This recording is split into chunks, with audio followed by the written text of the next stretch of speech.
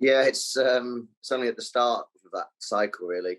So I had surgery 2 weeks ago. I went down to see the specialist a couple of days ago, and they were happy. So I've had my staples out, and what have you. So yeah, in the coming days there'll be something that comes out, and I'll be able to update a few more people on exactly what I've done and timescales and know a bit more about it. So it's one of those that's a bit frustrating because healing, you don't know how quickly some things heal, some things may not. There's setbacks and what have you, but it's just a setback in the grand scheme of careers, and you've just got to take it forward and look at it in a different way.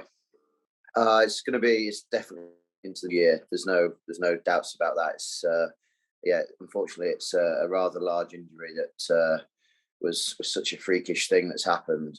So we're definitely not looking at anything to do with 2022. It's definitely starting with the 2023, I'm afraid, which is desperately disappointing. Obviously, with the World Cup that's coming up in Australia, but also then you've got the Test matches in Pakistan as well.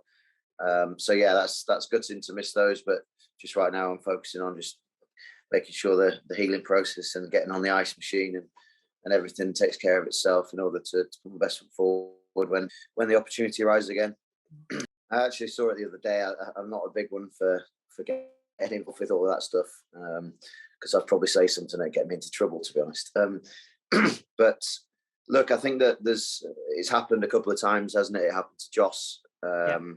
It's now happened to us guys. I think that the ruling does need a review on it. I remember when we were growing up, and I thought it was when your back foot hits, and then all of a sudden you're allowed to then back up, because otherwise people would be just stood on the back handles and everything like that. So, look, I don't know the full ruling of it.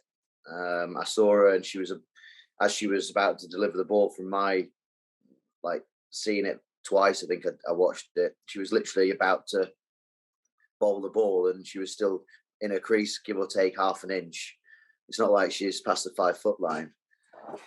So I think that there's also got to be a sense of